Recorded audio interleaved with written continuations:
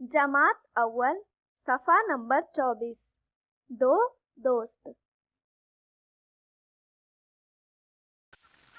एक मर्तबा दो दोस्त एक जंगल से गुजर रहे थे। उन्हें सामने से एक रीछ आता दिखाई दिया।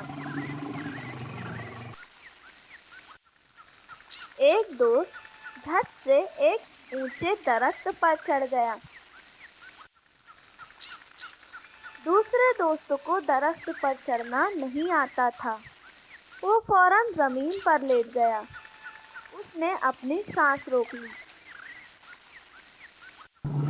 रीछ उसके नजदीक आया, उसे सूंघा और मुर्दा समझकर वापस चला गया।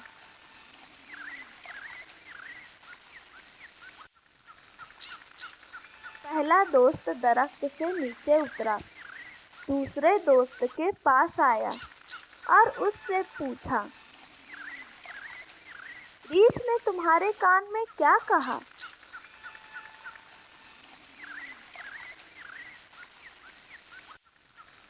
दूसरे दोस्त ने जवाब दिया, रीछ ने मुझसे कहा कि जो मुसीबत के वक्त दोस्त को अकेला छोड़ दे वो सच्चा दोस्त नहीं होता।